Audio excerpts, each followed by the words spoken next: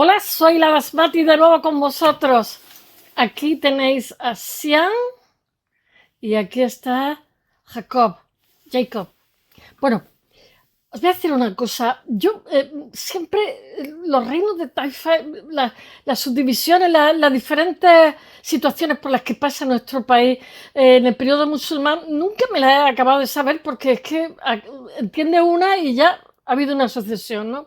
Pero escuchando una ponencia de un congreso de una profesora de Granada que hizo una tesis doctoral sobre los almohades y que en este congreso habla sobre los recursos hídricos, o sea, las labores de ingeniería que hicieron estos almohades en la península ibérica, bueno, y en Marruecos también, porque ellos, ahora os lo contaré un poquito más despacio, provienen del Atlas y bueno, y se expanden desde Portugal hasta, no sé, Túnez, Argelia, Marruecos, no sé, casi todo el norte de África, casi, y también Libia, o sea, Trípoli. Desde Portugal a Trípoli tenían un imperio, no van a estar muchísimo tiempo, pero es muy interesante todas las obras que hacen de ingeniería hidráulica y todas las arquitecturas que tienen y toda la simbología absolutamente del agua. Me parece simplemente increíble. Y voy a ver si lo cuento. Además, os voy a hacer una cosa. Podéis buscar en internet, ponéis mapa almohade y os salen pues las piezas de almohades que tenéis en vuestra ciudad, en vuestro pueblo, etcétera. Yo me he sorprendido porque mi ciudad Almería tiene varias y además muy importantes, ¿no? Es curioso porque todo esto, mirad, os voy a hacer una cosa así casi superficial. En vez de una píldora va a ser una pastillita, como dice. Es que a mí lo de la píldora me hace mucha gracia, una píldora de conocimiento, una píldora de sabiduría. Si hay que comerse una farmacia y encima si te la comes eres mediocre con una píldora, no hacemos nada. Bueno, yo voy a intentar hablaros un poquito. Voy a intentar también entre hoy y mañana hablaros de los visigodos, pero en concreto de los almohades me ha impactado muchísimo el que aún siendo tan radicales doctrinalmente, porque el líder que los aúna se va 15 años a Oriente, está en la Meca, después viaja a Irak, una serie de países, y cuando vuelve con un concepto muy rígido de lo que es que se y muy conservador, se acercaría un poco a lo que es el concepto de los chiíes actualmente, ¿no?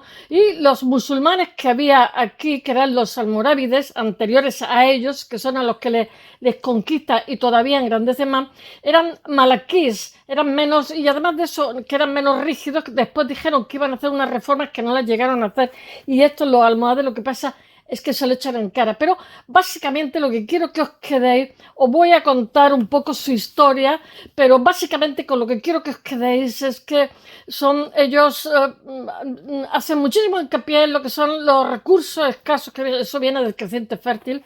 Ellos son bereber, los recursos escasos, cómo magnificarlos, cómo crear acequias, lugares de acceso, no solamente acequias, sino lugares de acceso a las ciudades, almunias, estanques, huertos, el que para que todo, o sea, la agricultura fuera pujante y sobre todo también lo mismo que el norte de Europa tiene sus chimeneas, en el sur, los mediterráneos, en el norte de África tenemos nuestros estanques, nuestras fuentes, que es un lugar de placer, el sonido, un placer visual, un placer acústico, donde se acercan los pajaritos a picar, etcétera, contemplar las grandes masas de agua. Y sobre todo porque aquí donde yo vivo, estamos, mirar, hoy está nublado, no caerá nada. Estamos todos deseando el diluvio universal. Yo me paso oyendo las informaciones meteorológicas todas que dicen que van a llover, que tengamos cuidado, que la EMET dice,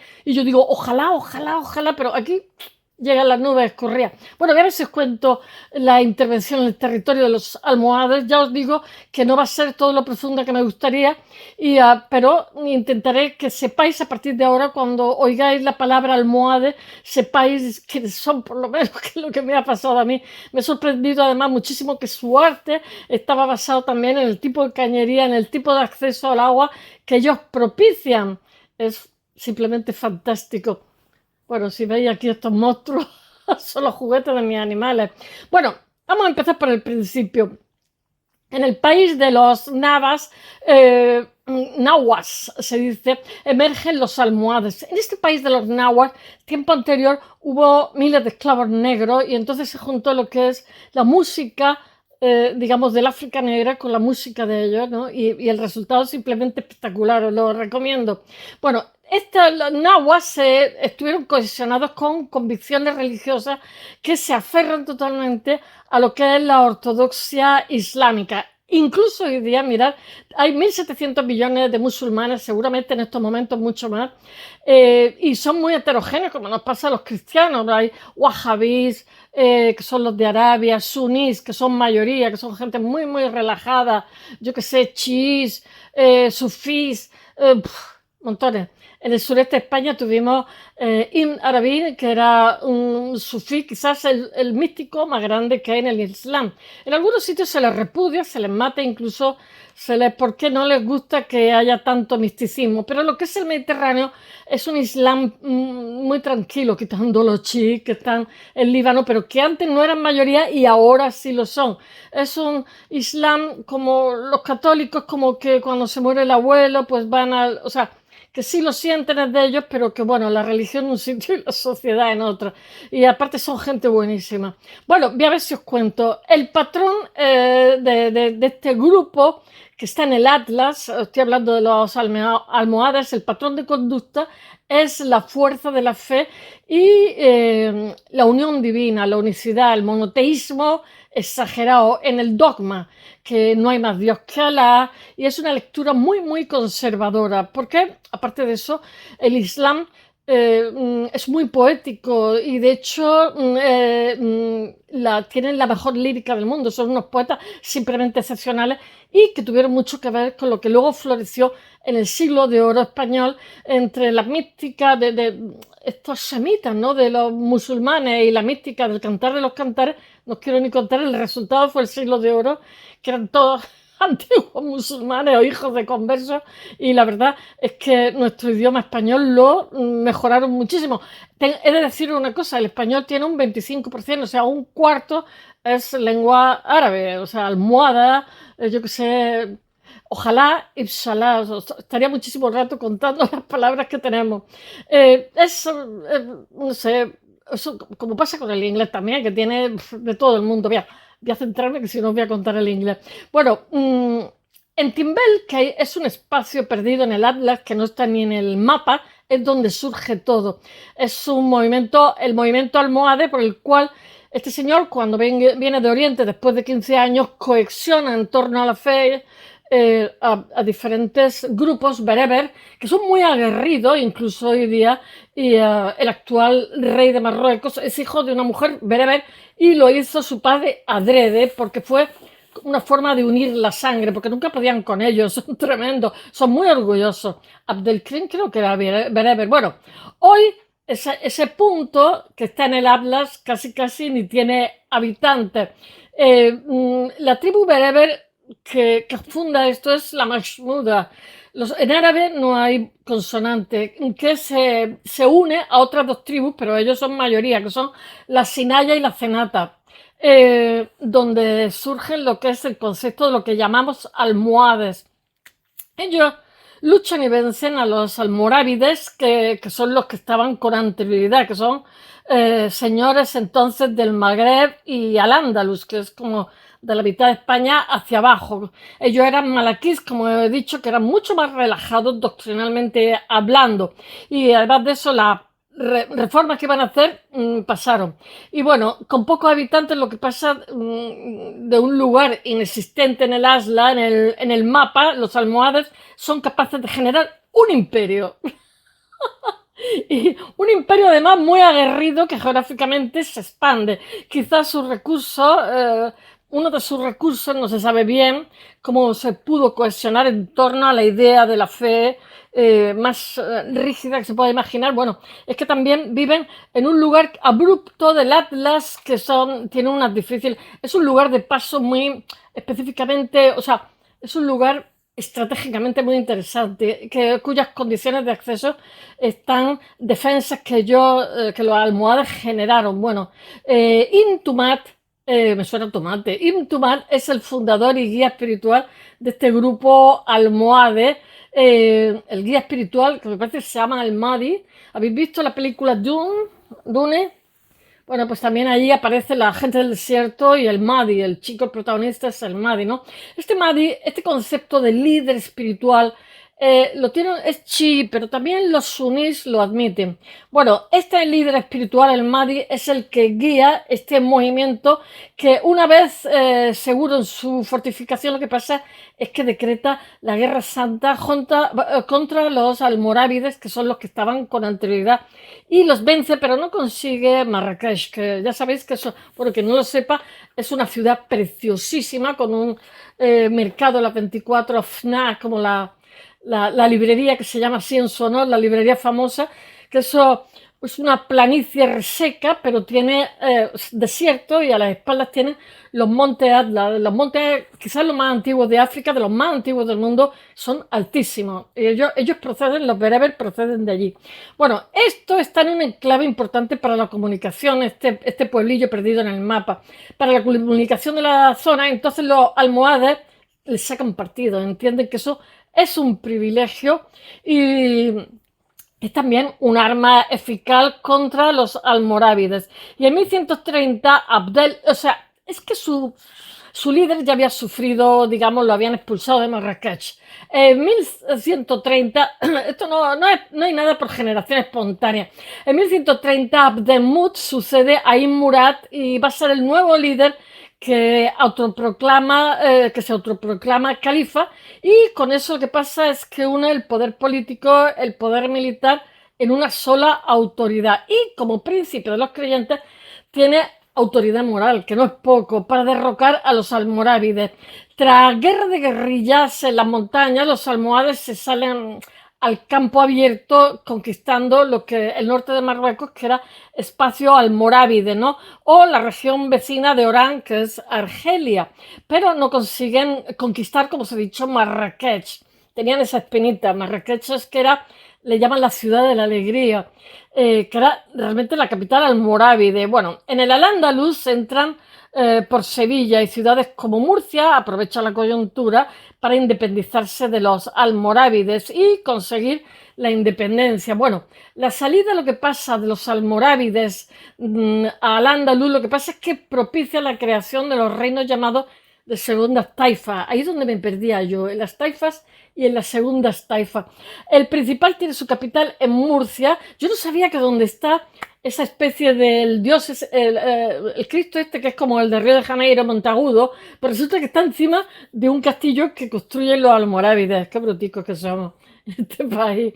Bueno, al frente están Id Mardanis, y lo que pasa es que la huerta murciana proporciona recursos al ejército que conquista, aprovechando todo, conquista Levante. Id Mardanis, lo que pasa es que se convierte en el símbolo de la independencia de Al-Ándalus y combate primero a los almorávides y consigue gran prestigio, y luego a los almohades. Hombre, es que estaban bastante lejos. Bueno, a la vez que los almohades conquistan Murcia, se conquista Marrakech y todo ese territorio. Lo que pasa es que van a mudar la capital a Rabat. Yo creo que viene de la etimología de Ribat, ¿no? Ellos dicen un Ribat. Bueno, digo yo, no sé, todo el territorio de Marruecos está en sus manos ahora mismo, de los almohades. Años después, la ciudad, lo que pasa es que alcanza grandísimo desarrollo parecido a lo que es Córdoba, la Córdoba califal, donde estuvieron Maimónides, Averroes, Maimónides era filósofo, pero era también muy buen médico, judío. Allí convivían moros, judíos y cristianos en una misma ciudad y además con esplendor. Averroes lo que pasa es que introduce a Aristóteles, porque realmente los musulmanes son el nexo de unión entre Oriente y Occidente, pero como os contaré cuando hable de los nectarianos, enriquecidos con el creciente fértil. Bueno, los almohades lo que pasa es que desean que el poder alcanzado se refleje en su capital, por lo que realizan una intensa labor de urbanización en la ciudad. Una preciosidad. La urbanización, buscad por favor Atlas Almohades. Os vais a quedar con los ojos viscos que decimos aquí en Andalucía. La urbanización de la ciudad imperial no es posible sin un buen establecimiento de agua. Entonces lo que crean son las guetaras o canales, y después tiene la representación que hacen arquitectónica, eh, simbolizan el agua y esos conductos que hacen. Bueno, pues son conductos subterráneos que lo que pasa es que proveen la ciudad de agua, que en el caso de Marrakech viene del Atlas. El Atlas tiene nieve perpetua, ¿no? Y entonces lo que hacen, y lo que pasa es que Marrakech está en el desierto. Tú estás en el desierto, estás viendo aquí una cortina gigantesca de monte. Entonces, lo que hacen es que propician que haya agua continuamente circulando con las guetaras del monte de los Atlas. Eran súper modernos, con sistemas hidráulicos, y además ellos cogen los almohades también, los acueductos de los romanos, y los remozan, los arreglan para que tengan, que eran también unos fantásticos ingenieros, para que tengan acceso de agua a la ciudad. Bueno, Marrakech es una tierra que es árida, donde el agua de las guetaras es un tesoro preciadísimo, como pasa en Andalucía, como pasa también en mi tierra. Ellos van a tener también, van a crear muchísimos aljibes, que después lo que pasa es que serán maltratados. Eh, Estoy oyendo quién llora. Colmatados, ¿no? La ciudad, por ejemplo, la casa de mi abuelo, pues cuando la tiraron vieron que el Pozo Negro era un aljibe. Mi casa donde yo vivía, el Pozo Negro era un aljibe. O sea, todas las casas tenían aljibe que se le echaban desde muy antiguo. Lo que pasa es que cuando se construyeron la ciudad moderna y ya había otros sistemas hidráulicos, se aprovecharon para construir las casas encima. Y esos aljibes, muchos de ellos, como tienen la, ¿cómo se dice? Las paredes tan fuertes, tan grandes, pues se han aprovechado como comedores o como habitaciones. Sin embargo, en la época, en el pasado, se utilizaron también de pozos negros. En las mezquitas antiguas se colmataron también de suciedad, pero se han rehabilitado porque son unas construcciones. Yo voy andando por muchas veces monte a través y me encuentro y me encuentro también aljibes, que es donde el ganado, cuando iba monte a través, podía beber agua.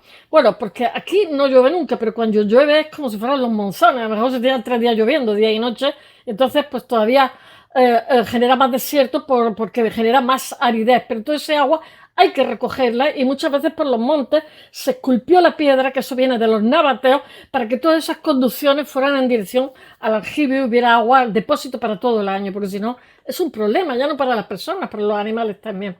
Bueno, pero entonces los jardines no se limitan a un lugar de recreo. De su huerto salen alimentos que abastecen a la corte. El jardín, ellos llaman, es que los nombres han quedado también, los rebats, las almunias. El jardín de la Menara es también fruto del urbanismo experimentado por Marrakech en época almohade. O sea, los almohades, tanto en Marruecos como en España y en Portugal, generaron mucha obra hidráulica, o sea, y mucha obra en general, también mezquitas, etcétera. Posee un pabellón con un inmenso estanque que es la Almunia, que es un lugar donde se hacían naumaquias. Ya estamos con la publicidad, como hacían los romanos, espacios de fiesta de naumaquias donde se organizaban, pues bien para animar los grupos de personas o invitados, o bien para conmemorar campañas victoriosas, ¿no? El gran estanque se celebran continuos juegos acuáticos, y existe también una gran mezquita llamada la Kutubiyya, porque a su alrededor estaban los Kubtab, que eran los libreros, eran también los escribanos, porque la gente no sabía escribir. Entonces eso hasta hace nada, en la India existe todavía. Tú vas a un sitio donde te escriben las cartas, das un dinerillo y esperas que te recibir unas cartas, entonces ellos te lo leen, en fin, o simplemente redactan un contrato, muchísimas cosas. Los escribanos, mi hija se llama escriba de apellido, y los notarios eran los escribanos. No sé por qué se cambió el nombre, pero si vais a Sudamérica les llaman escribanos, y a mí me parece más acorde. Bueno, fundan ciudades como Rabat, que es la capital del actual Marruecos, que se denomina Rival al-Hat, que es el campo de la victoria. Marruecos, o sea, Rabat, lo que está bien ubicada, es un puerto, es una bahía gigantesca, y claro, pues allí vieron otro potencial, ¿no? Necesitaban estar comunicados también por el agua. Bueno, las últimas luchas, lo que pasa es que les llevan a conquistar Túnez, parte de Libia, etcétera. Parte de Libia, no, de conquistar Libia entera. Y Sevilla, lo que pasa es que se convierte en la capital de los almohades. Y ellos, donde hoy es el barrio Santa Cruz, quien conozca Sevilla, que era la antigua judería, es donde se reúnen los sabios, porque una ciudad musulmana esplendorosa no puede existir sin sabios, incluso hoy día.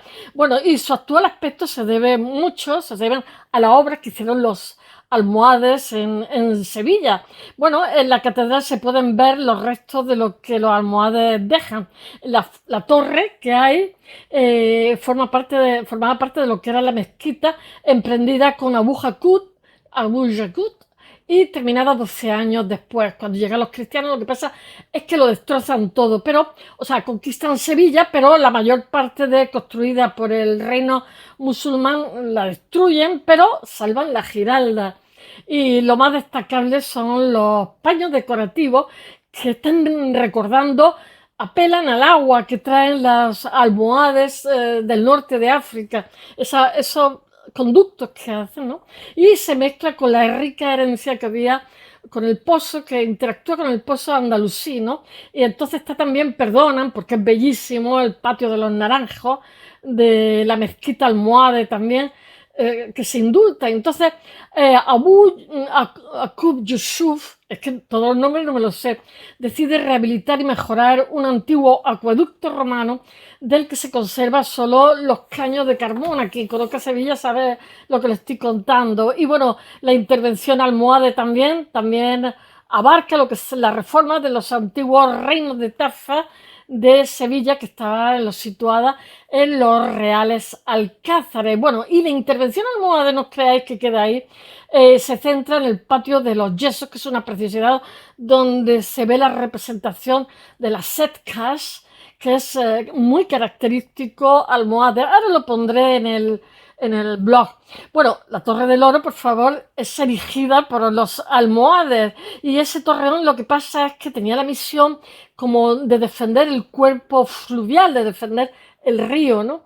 Y muy parecida a esta torre, porque también es octogonal, a la Torre del Oro, por su forma octogonal, es la Torre de Espantaperros.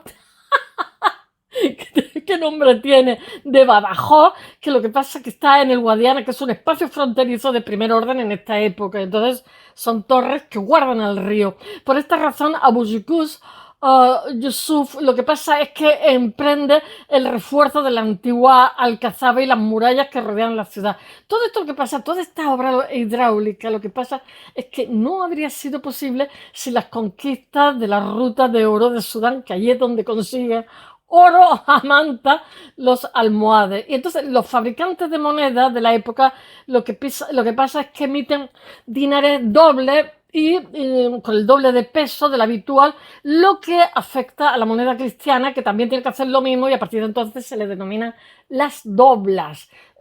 Claro, porque le afecta, tener en cuenta que aunque estuvieran separados, estaban interrelacionados porque había comercio entre ambos. Y las doblas, yo creo que sonará, ¿no?, del medievo. Y este esplendor lo que pasa es que se acompaña en la Córdoba de grandes figuras intelectuales, pues como os he dicho antes, como Averroes, que se da a conocer en Occidente porque él muestra a Aristóteles, Maimónides, que es buen filósofo, muy buen filósofo judío, y que es también médico. Y Ibn Arabín, que es un místico que se va a estar en Murcia, en mi tierra, in Tufail. Hay fundación in Tufail. Bueno, la lista sería larga. Ibn Arabí está considerado el místico más grande del Islam, y va a trabajar sobre él, y además de eso la Divina Comedia tiene mucho que ver con la obra de Ibn Tufail, también, no, de Ibn Arabí, también, ¿cómo se llama?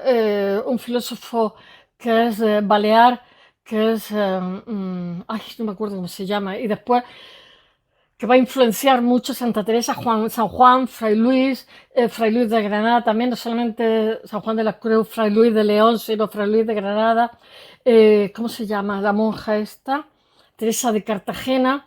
Ay, es que tengo en la punta de la lengua este filósofo eh, catalán, es que tiene nombre, bueno, pues no me acuerdo, vale. No sé, en 1269 los almohades, lo que pasa es que son sustituidos por una nueva dinastía que son los Meriníes.